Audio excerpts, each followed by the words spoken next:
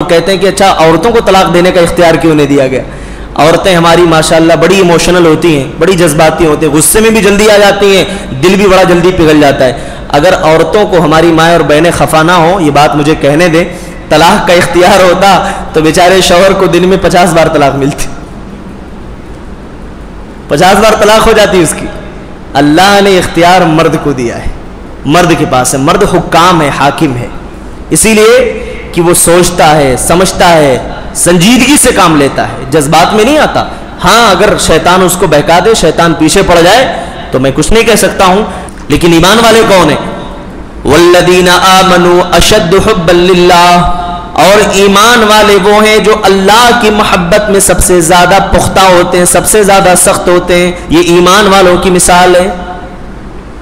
ایمان والوں کی تو مثال اللہ نے یوں بیان فرمائی کہ ان کے لیے توحید کی اہمیت اتنی زیادہ ہوتی ہے کہ ان کی جان بھی چلی جائے، ان کے جسم کے ٹکڑے بھی کر دیے جائیں تو ان کا ایمان ان سے کوئی چھین نہیں سکتا ہے۔ حضرت سمیہ کا واقعہ بھی ہمارے سامنے، حضرت عمار کا واقعہ بھی ہمارے سامنے، لیکن بڑا عجیب مسئلہ ہے کہ یہ سارے واقعات ہمیں سننے میں بڑے اچھے لگتے ہیں، کرنا ہو تو پتہ چلتا ہے۔ حضرت سمیہ کا واقعہ، سبحان اللہ سبحان اللہ، 4-5 بار ہمارا سر ہل جاتا ہے، آنکھوں میں آنسو بھی آ جاتے ہیں، لیکن وہی واقعہ اگر ہماری زندگی میں پیش آئے، اوہ 1 منٹ بھی برداشت نہیں ہوگا، نہیں ہو سکتا۔ بھائی وہ صحابہ کا ایمان تھا، وہ کرتے تھے، ہم تھوڑی کر سکتے ہیں، ہمارے اندر اتنی کہاں برداشت کرنے کی حیثیت ہے ہماری؟ میرے بھائیوں، یہ صحابہ کے واقعات، یہ صحابیات کی قربانیاں، یہ ہمارے لیے سب سے بڑی دلیل ہے، ہماری ماں اور بہنوں کے لیے کہ کیسے انہوں نے صبر و استقامت کے ساتھ کام لیا۔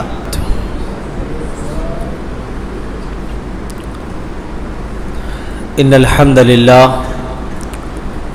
نحمده ونستعینه ونستغفره ونعوذ باللہ من شرور انفسنا ومن سیئات اعمالنا وبعد۔ الحمدللہ دوسری تراویح آج ہم سبھی نے بجماعت ادا کی ہے، اور دوسرا پارہ یعنی سورہ بقرہ ہم نے اور آپ نے سماعت کی ہے، جس کا خلاصہ آپ کے پیش خدمت ہے۔ سورہ بقرہ کے پہلے پارے کے اندر آخر میں کچھ چیزیں بہت ہی زیادہ اہمیت کی حامل ہیں، جس کو اللہ تعالیٰ نے بیان فرمایا ہے۔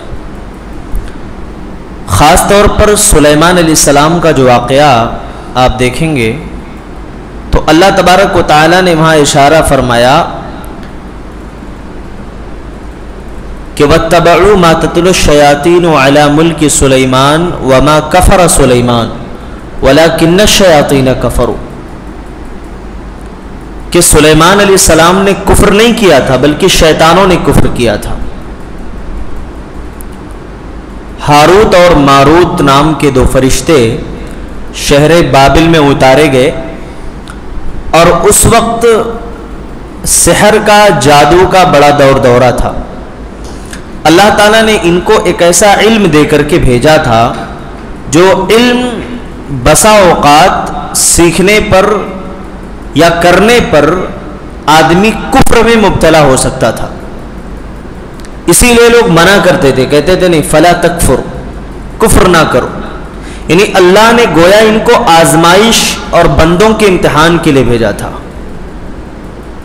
جادو کے اندر اتنی تاثیر ہوتی ہے کیونکہ جادو برحق ہے، پیارے نبی صلی اللہ علیہ وسلم نے بھی فرمایا کہ جادو برحق ہے، ایسا نہیں کہ کوئی مایاوی چیز ہے جو ہمیں سمجھ میں نہیں آتی، بلکہ اس کی تاثیر بھی اپنے آپ میں، اور اس کا توڑ بھی اللہ کے نبی نے بتایا۔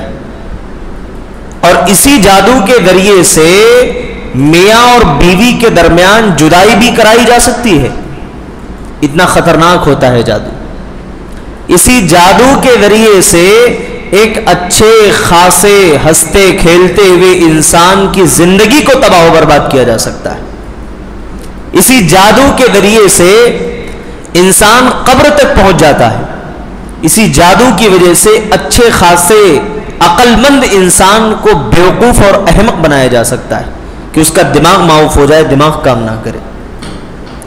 تو بہرکیف پیارے نبی صلی اللہ علیہ وسلم نے اس کا توڑ بھی بتایا، اس کا علاج بھی بتایا، احادیث کے اندر، رقیہ شرعیہ کے اندر، اور خاص طور پر اس کلام مجید کے اندر اس کا توڑ موجود ہے کہ قرآن کی آیتیں پڑھ کر کے دم کی جائیں، خاص طور پر سورہ ناس، سورہ فلق، اور اسی طریقے سے سورہ اخلاص وغیرہ کی تلاوت کی جائے تو مریض کے اوپر سے انشاءاللہ اور بھی بہت ساری بے شمار آیتیں ہیں جن کو پڑھا جائے تو دھیرے دھیرے جو ہے اس کا اثر ختم ہو جاتا ہے۔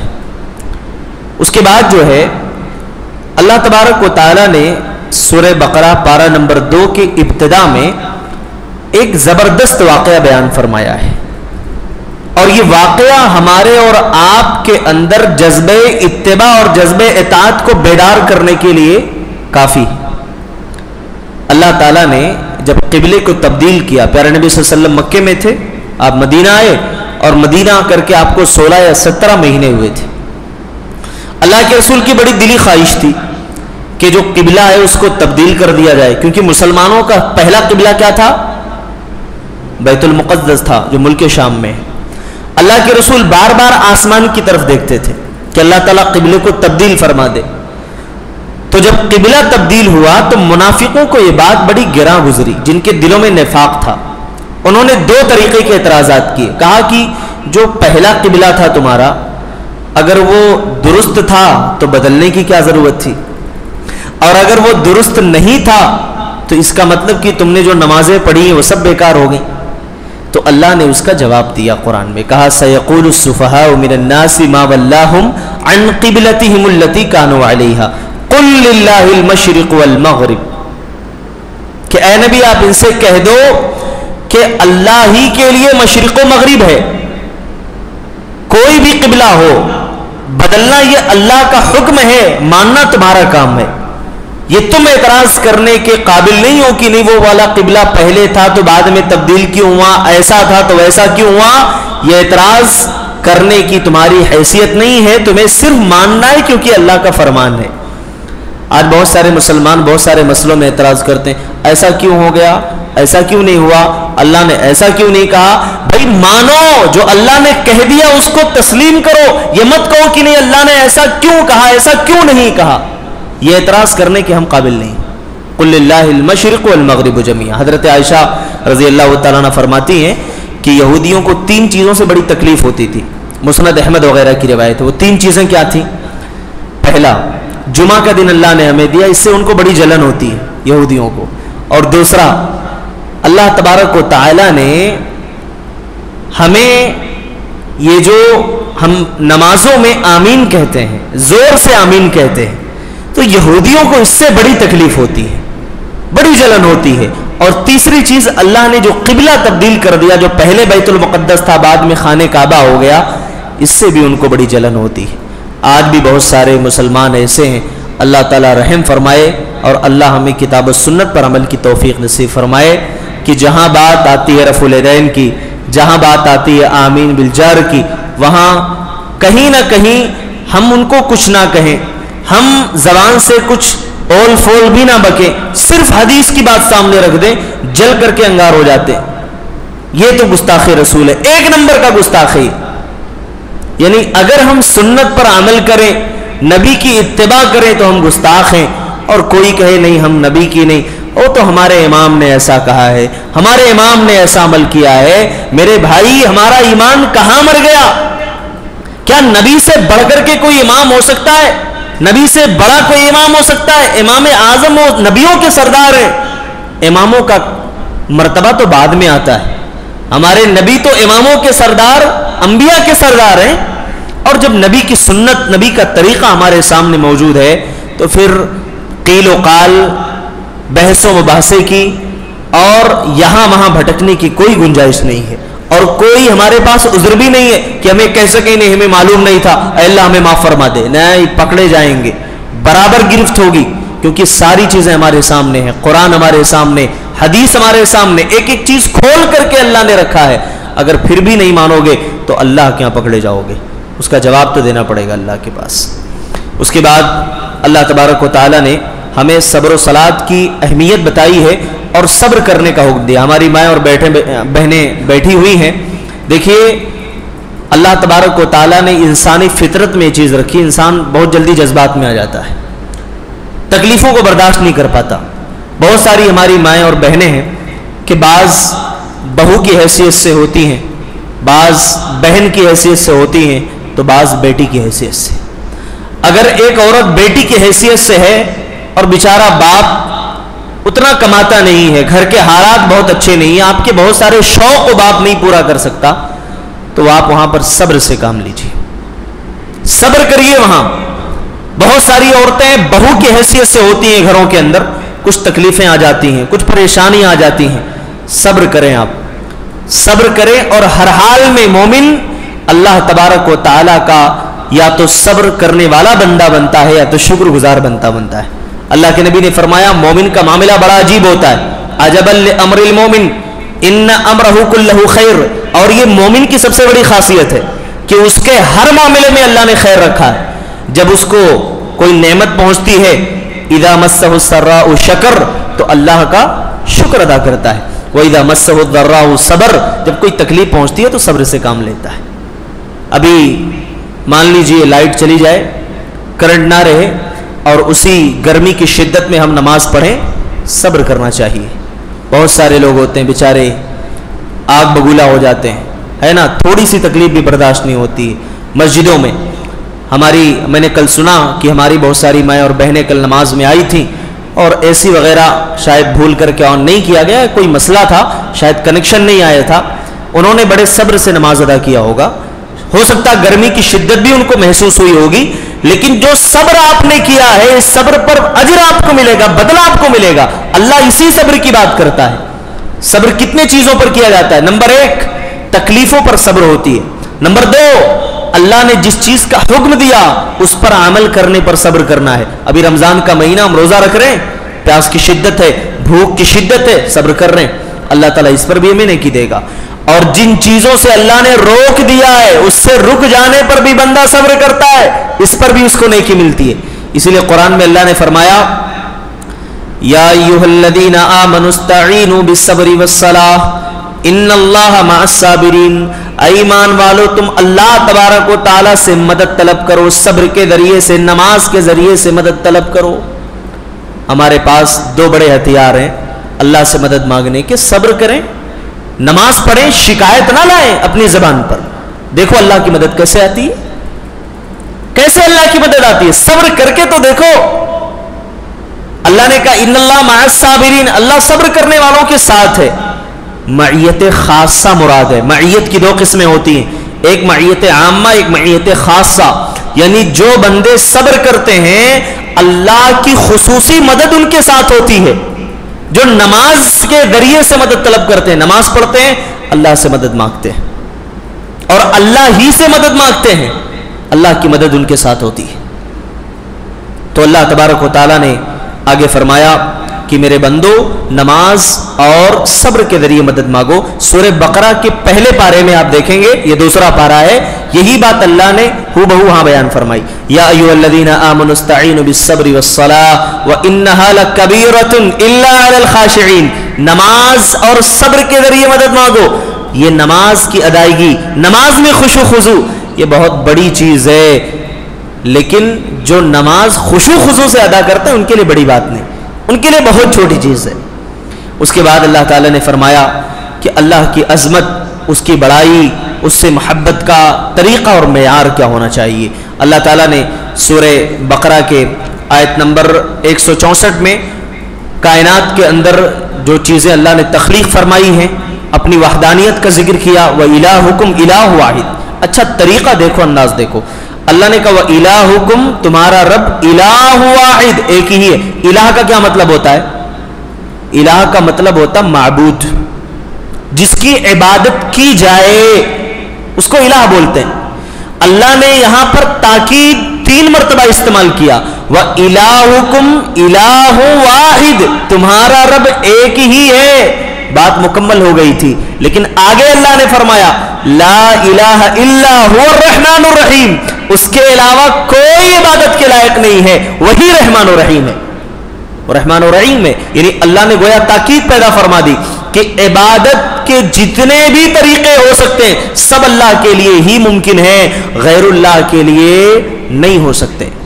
آج کتنے لوگ ہیں اپنے پیروں کے سامنے سر جھکا کے بیٹھے رہیں گے, ہاتھ چومیں گے, پاؤں چومیں گے. وہ ملک شام والا واقعہ نہیں سنا جب صحابی رسول آئے, کہا اللہ کے رسول میں نے دیکھا ہے وہاں کے پادریوں کو لوگ جو ہے سجدہ کرتے ہیں, میں نے سوچا کہ میں آپ کے سامنے کروں, آپ تو زیادہ حقدار ہیں. اللہ کے رسول نے فوراً منع فرما دیا. جتنے بھی لوگ ہیں, جتنے بھی لوٹنے والے, قوم کے اندر فساد مچانے والے ہیں, ان سب کے لیے نبی کی یہ زندگی اور نبی کا یہ واقعہ مثال ہے کہ تم جو ہے اللہ رب العالمین کے در کو چھوڑ کر اپنے سامنے لوگوں کو جھکاتے ہو. اللہ کا ڈر دل میں نہیں ہے, اللہ کا خوف نہیں ہے. اللہ کیا جواب دو گے, کیا جواب دو گے اللہ کے ہاں؟ تو اللہ نے اس کے بعد فرمایا کہ کچھ لوگ بندوں میں سے ایسے ہوتے ہیں جو غیر اللہ سے محبت ایسی کرتے ہیں جیسے اللہ سے کرنی چاہیے. اچھا, اسی لیے آپ دیکھیں گے کہ اگر اللہ کے حق کی بات, بلکہ میں یہ کہوں تو بیجا نہیں ہوگا کہ ان کے دلوں میں اللہ کی محبت جیسے ہونی چاہیے غیر اللہ کی محبت اس سے کہیں زیادہ ہوتی ہے. وہ مسلمان ہو سکتے ہیں؟ کبھی نہیں ہو سکتے. آپ ان کے سامنے اللہ کے حق کی بات کرو گے, آپ اپنی زبان پر شرک والا جملہ مت لاؤ, آپ اپنی زبان پر شرک کی بات مت کرو, صرف توحید کی بات کرو. اللہ کی قسم کھا کر کے کہتا ہوں یہ بات ان کو ہضم ہی نہیں ہوگی. جن کے دلوں میں غیر اللہ کی محبت اللہ سے بڑھ کر کے ہے, توحید کی بات آپ ان کے سامنے کر کے دیکھ لو, انہیں یہ بات کبھی بھی ہضم نہیں ہوگی.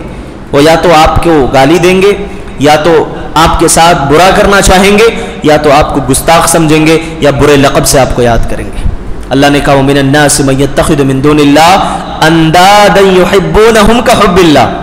انداد یعنی وہ شریک کرتے ہیں کس چیز میں؟ اللہ رب العالمین کی محبت میں. جو محبت اللہ کے لیے زیب دیتی وہ غیر اللہ کے لیے ان کے پاس. ڈٹے رہے, جمے رہے, وہ ان کے پاؤں میں تزلزل نہیں آیا, ایمان میں تزلزل نہیں آیا, اپنے توحید پر قائم رہے. اللہ تبارک و تعالیٰ نے اس کے بعد یہ بیان فرمایا ہے کہ جو چیز اللہ نے حلال کی ہے اس کو کھاؤ, اور جو چیزیں اللہ نے حرام کی ہیں اس سے اجتناب کرو. یا ایھا الناس کلوا مما فی الارض حلالا طیبا. یہاں نوٹ کریں اللہ نے حلالن کہا, حلال چیزیں کھانا ہے. طیبن کہا اس کے ساتھ میں. طیبن کا مطلب جو چیزیں فریش ہوں, تازی ہوں.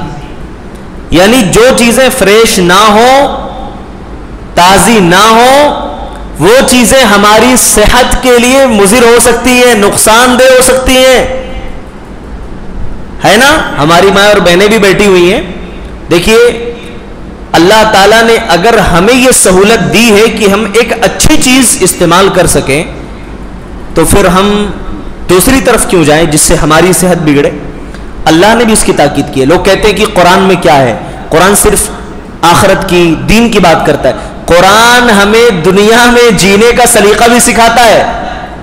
قرآن ہمیں یہ بھی بتاتا ہے کہ ہماری صحت کیسے اچھی رہے گی. کلوا واشربوا ولا تسرفوا, کھاؤ پیو لیکن اسراف نہ کرو. کتنے لوگ بیچارے ہیں نماز تراویح میں کھڑے رہتے ہیں اتنی سستی کاہلی کے ساتھ, کبھی جمائی آ رہی ہوتی ہے نا, کبھی سستی, کبھی نیند آ رہی ہوتی ہے, نیند کا غلبہ ہے نا. اور بعض دفعہ تو ایسا ہوتا ہے کہ بعض حضرات بیچارے سجدے ہی میں پڑے رہ جاتے ہیں, اٹھنے کی توفیق نہیں ملتی. ایسا ہوتا ہے. یہ میں نہیں کہتا ہوں, اس کے کئی وجوہات ہو سکتے ہیں.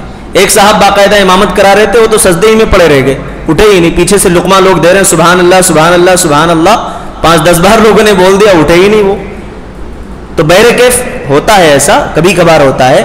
لیکن اللہ تعالیٰ نے جو ہمیں دین دیا ہے, جو اسلام ہمیں دیا ہے, یہ اسلام ہمیں یہ سکھاتا ہے کہ زندگی کیسے گزارنا چاہیے, زندگی کے آداب بتاتا ہے. کلو مما فی الارض حلالا طیبا, یہ جو زمین سے ہم نے تمہیں روزی دی ہے اس میں سے حلال اور پاکیزہ رزق کھاؤ. کتنی ایسی قومیں ملیں گی آپ کو, چھپکلی لوگ کھا رہے ہیں, کتوں کو مار کے کھا رہے ہیں, ہے نا, جو گندے جانور ہیں سانپ کو مار کر کے کھا رہے ہیں. اللہ نے اگر ہمیں یہ رہنمائی فرمائی ہے صحیح کیا ہے غلط کیا ہے، میں تو کہتا ہوں مجھے تو فخر ہے اس بات پر کہ اللہ کی قسم اگر اسلام کی دولت ہمیں نہ ملی ہوتی ہم سب جانور سے بدتر ہوتے۔ ناخن کاٹنے کا طریقہ ہمارے نبی بتاتے ہیں، ہمارے نبی ہمیں صفائی ستھرائی کا طریقہ سکھاتے ہیں، زندگی جینے کا سلیقہ سکھاتے ہیں۔ یہ اسلام کی عظیم دولت ہے، اللہ کا شکر ادا کرو، ایک نہیں ہزاروں لاکھوں مرتبہ اللہ کا شکر ادا کرو۔ یہ دولت نہیں ملتی تو اللہ کی قسم دنیا میں انسان اور جانور کے درمیان فرق نہیں کیا جا سکتا تھا۔ اللہ نے یہ دولت دے کر کے ہم پر بڑا احسان کیا ہے، اللہ کا شکر ہمیں ادا کرنا چاہیے۔ اللہ تبارک و تعالیٰ آگے فرماتے ہیں کہ قصاص اللہ نے کیوں فرض کیا؟ بدلہ لینا۔ بنی اسرائیل میں قصاص کا مسئلہ یہ تھا کہ وہاں پر دیت وغیرہ کا کوئی سوال نہیں تھا کہ مقتول کے ورثہ یعنی مقتول کے گھر والے اگر کچھ دیت وغیرہ لے لیں، کچھ پیسے وغیرہ لے لیں تو اس کی گنجائش نہیں تھی۔ اللہ تعالیٰ نے امت محمدیہ میں یہ گنجائش رکھی ہے۔ قصاص کی آیت جب ہم پڑھتے ہیں یا ایھا الذین آمنوا کتب علیکم القصاص فی القتلى الحر بالحر والعبد بالعبد والانثى بالانثى، کہ غلام کو غلام کے بدلے، آزاد کو آزاد کے بدلے، مؤنث کو مؤنث کے بدلے قتل کیا جائے، تو اس کا ظاہری مطلب یہ سمجھ میں لوگوں کو آتا ہے کہ کہیں ایسا تو نہیں کہ یہ کہا گیا کہ غلام کو غلام کے بدلے ہی قتل کیا جائے گا، آزاد کو آزاد کے بدلے ہی، عورت کو عورت کے بدلے ہی، یہ مفہوم نہیں ہے۔ یہاں یہ اشارہ کرنا مقصود ہے کہ پہلے زمانے میں یہ ہوتا تھا کہ اگر کوئی عورت کسی قبیلے کے مرد کو قتل کر دیتی تھی تو اس عورت کے یعنی جو قاتل عورت تھی اس کو قتل نہیں کیا جاتا، اس کے قبیلے کے کسی آزاد مرد کو لے کر کے قتل کیا جاتا تھا، یا اس کے بدلے کئی مردوں کو لوگ قتل کر دیتے تھے۔ تو اللہ نے منع کر دیا کہ نہیں ایسا نہیں ہو سکتا، یہ انصاف نہیں ہے۔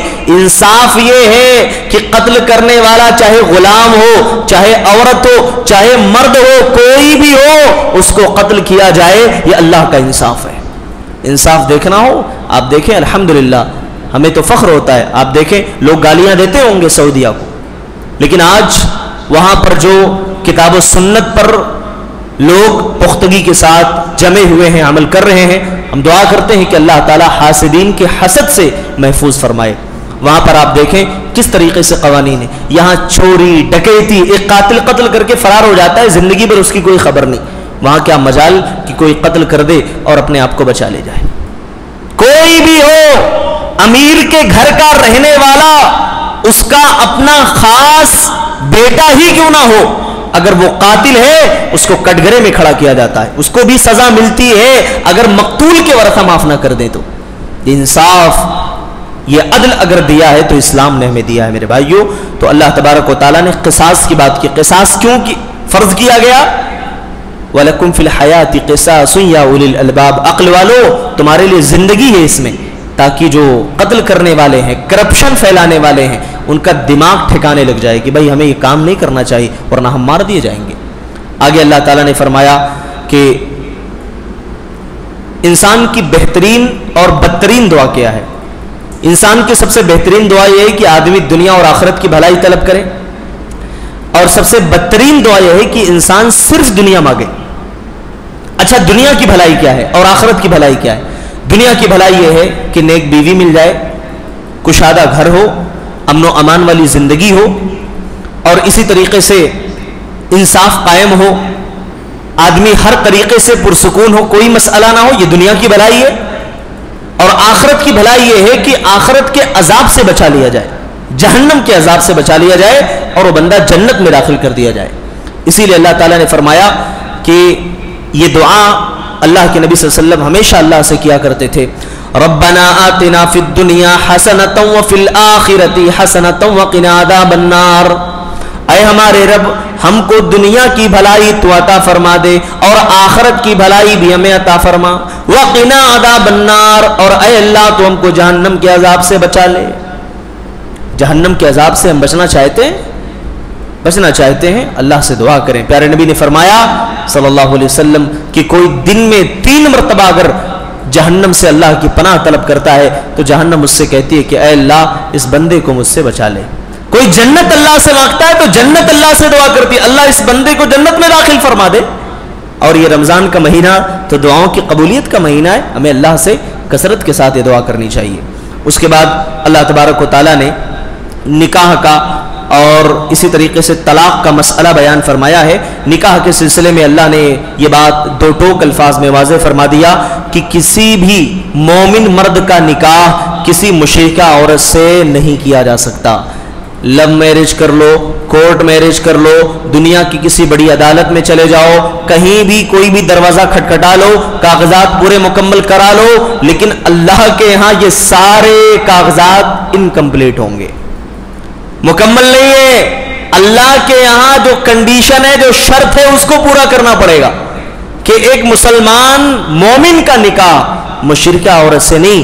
اسی طریقے سے ایک مشرک مرد کا نکاح کسی مومنہ عورت سے نہیں کیا جا سکتا ہے، جائز نہیں ہے. ابھی گجرات کا واقعہ سننے میں آیا کہ وہاں اتنی کثیر تعداد میں، تقریباً 100 کی تعداد سے زائد ہی ہوگی، مسلمان لڑکیوں نے غیر مسلم لڑکوں کے ساتھ کورٹ میرج کیا. بھائی کیوں ہو رہا ہے ایسا؟ ایسا اس لیے ہو رہا ہے کیونکہ ہم نے اپنے بچوں کو، اپنی بچیوں کو دینی تعلیم سے بہت دور کر دیا ہے. ان کو دینی تعلیم کی سمجھ ہم نے نہیں. جب مسجدوں میں اعلان ہوتا ہے بھائی سمر کیمپ ہے، فلاں جو ہے اس طریقے سے پروگرام منعقد ہو رہا ہے، اپنی خواتین کو لانے کی کوشش کریں، مرد حضرات بھی آئیں، تو ہم اسے لائٹ لے لیتے ہیں، ہم اسے یوں ہی نظر انداز کر دیں. امام صاحب تو بولتے رہتے ہیں، بولنا ان کا کام ہے، بھائی ہمیں ٹائم ملے گا تو آئیں گے، وقت نہیں ملے گا کیا حرج. میرے بھائیو نہیں لاؤ گے کل پچھتانا پڑے گا. اور یہ مسئلہ نہیں ہے کہ کوئی یہی معاملہ زندگی میں پیش آئے. کتنے ایسے گھر ہیں اللہ کی قسم ہم نے ان گھروں کو اجڑتے ہوئے دیکھا ہے. دینی تعلیم سے دور ہونے کی بنیاد پر لوگ نئی دین کو سمجھتے ہیں، گھر اچھے خاصے برباد ہو جاتے ہیں. لوگ اپنے آنے والی نسلوں کی صحیح تربیت نہیں کر پاتی ہیں. یہ ہماری بیٹیاں، یہ ہماری بہنیں آنے والے نسلوں کی محافظ ہیں. انہیں دینی تعلیم سے جوڑو، نہیں جوڑو گے کل کے دن وہی شرمندگی اور وہی افسوس ہمارے سامنے آئے گا اور ہمیں پچھتانا پڑے گا کہ کاش اگر ہم نے دینی تعلیم دی ہوتی تو ہمارے بچے یوں بگڑتے نہیں. طلاق کا مسئلہ اللہ نے بیان فرمایا، الطلاق مرتان، طلاق 2 مرتبہ ہے. بندوق میں 3 گولیاں ہیں، آپ بیٹھے بیٹھے ایک ہی مجلس میں دھڑا دھڑ 6 5 10 چلا دو اور بولو ہو گیا، طلاق تو ہو گئی، اب بس خلاص لے کے جاؤ اپنے گھر. اللہ نے کہا نہیں، ایسا نہیں چلتا ہے. الطلاق مرتان، حالت طہر میں شوہر کے پاس 3 گولیاں ہیں. حالت طہر میں بیوی پاک ہو اور اس طہر میں اس نے جمع نہ کیا ہو، ایک طلاق دے دیا، اور جب طلاق دے تو اسے گھر نہیں بھیجنا، اپنے پاس رکھنا ہے. کیوں؟ تاکہ مسائل جو الجھے ہوئے ہیں ہو سکتا ہے کہ سلجھ بھی جائیں. مسائل جو الجھے ہوئے سلجھ بھی سکتے ہیں، اسی لیے کہا اپنے پاس رکھو. اسلام یہ بھی کہتا نہیں، اگر اپنے پاس نہیں رکھو گے، ادھر بھیج دو گے تو معاملہ دور ہونے کی وجہ سے اور دور ہوتا چلا جائے گا، بگڑتا چلا جائے گا. اچھا، ایک طلاق پر بات نہیں سمجھ میں آئی، دوسری طلاق، دوسرا طلاق فَإِمْسَاكُمْ بِمَعْرُوفٍ، اور اسے اپنے پاس ہی روکے رکھنا ہے. حالت طہر میں 1 مہینہ گزر گیا، ابھی بھی شوہر رجوع کرنا نہیں چاہتا ہے، اللہ نے 1 مہینے تک اس کو سوچنے سمجھنے کا موقع دیا ہے. کوئی آدمی نہیں کہہ سکتا کہ نہیں میں نے غلطی سے 3 طلاق دے دیا، اب میں کیا کروں، میں بڑا پریشان ہوں. نہیں، غلطی سے کیوں بھائی؟ آپ کے پاس موقع ہے نا، آپ نے 1 طلاق دیا، موقع ہے آپ کے پاس. 2 آپ نے دیا، ابھی بھی سوچنے کا موقع ہے، سوچ لو، رجوع کر لو. لیکن یہ بات آپ یاد رکھیں کہ اگر زندگی میں 1 بار آپ نے طلاق دے دیا، رجوع کر لیا، وہ 1 شمار کیا جائے گا. پھر دوسری بار 10 سال کے بعد بھی دو گے تو دوسری طلاق مانی جائے گی. یہ بات یاد رکھ لو. بعض لوگ، لیکن اسلام یہاں طلاق کا مسئلہ اللہ کی قسم ہم نے اگر قرآن و حدیث کے مطابق سمجھ لیا ہوتا تو حکومتوں کو ہمارے دینی مسئلے میں دخل اندازی کا موقع نہیں ملتا. میں اس مسئلے میں تفصیل میں جانا نہیں چاہتا، بس اشارہ کرنا چاہتا ہوں. بہت سارے واقعات آتے ہیں. کچھ لوگ آئیں گے ایک ہی مجلس میں 3 نہیں 10 بار طلاق دے دیا، مولانا آپ کیا کروں؟ آتے ہیں، مسائل سمجھا دیے جاتے ہیں، سمجھ بھی لیتے ہیں، مان بھی لیتے ہیں. میرے بھائیوں، صرف ایک مسئلے کو مان لینا یہ کافی نہیں ہے. آپ مانیے، سارے مسائل کو مانیے، قرآن و حدیث کے ہر مسئلے کو فالو کریے. اللہ تعالیٰ ہمیں کہتا ہے ادخلوا فی السلم کافہ، اسلام میں پورے داخل ہو جاؤ. اللہ یہ ہم سے مانگ کرتا ہے، اسلام میں مکمل داخل ہونا ہے. ایسا نہیں ہے کہ بعض مسئلوں میں ہمارا عمل کچھ اور ہے، بعض میں کچھ اور ہے، بعض میں کچھ اور. نہیں، اللہ کہتا ہے نہیں، مکمل داخل ہونا ہے تمہیں. اس کے بعد اللہ تبارک و تعالیٰ نے یہ بیان فرمایا ہے کہ موت سے کسی بھی صورت میں انسان کو کوئی فرار نہیں ہے. اللہ تبارک و تعالیٰ نے ہماری زندگی کا وقت اور موت کا وقت متعین کر دیا ہے. موت سے کوئی بھاگ نہیں سکتا، اپنے آپ کو بچا نہیں سکتا، چاہے مضبوط قلعوں میں بند کر لے، چاہے کچھ بھی انتظام کر لے. اللہ نے جو وقت مقرر کیا ہے موت آ کر کے رہے گی. اللہ تعالیٰ سے آئیے دعا کریں کہ اللہ تعالیٰ نے جو بھی زندگی دی ہے اس میں نیک عمل کی توفیق نصیب فرمائے. آمین. تقبل یا رب العالمین. وآخر دعوانا الحمد للہ رب العالمین. والسلام علیکم ورحمۃ اللہ وبرکاتہ.